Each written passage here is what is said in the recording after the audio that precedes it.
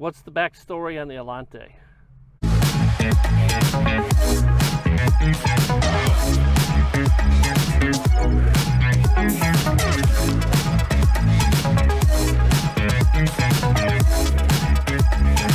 Hi everyone, my name is Mike Rennick. I'm the team lead, the senior broker of Team Rennick, part of that great Mangrove Realty Associates family. Welcome to another edition of Out and Around with Mike 2022 style.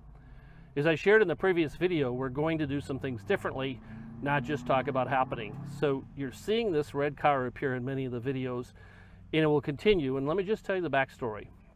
So a long time ago, about 300 years ago or so, when I was 25 years old, I had a career at General Motors. Most of you know, some of you don't. So I started working at General Motors when I was 21. I retired when I was 51. So back when I was 25, I was appointed finance manager of this new program called the Callisto. It's a Cadillac two-seater, and it was set to debut in the later 80s. It actually came out in 1987, I believe. But as a finance manager, I was responsible for the logistics program.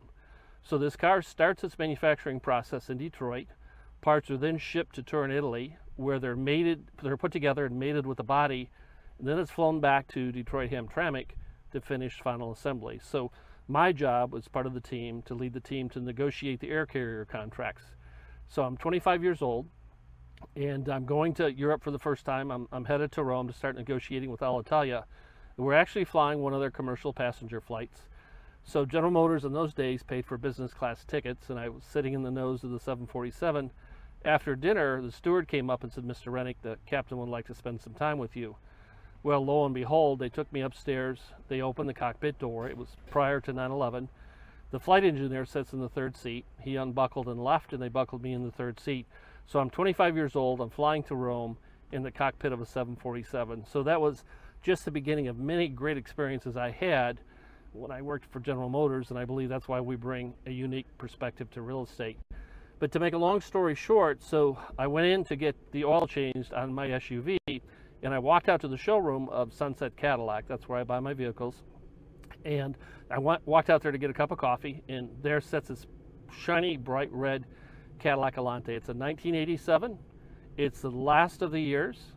They produced it from this is a 1993 Cadillac Allante.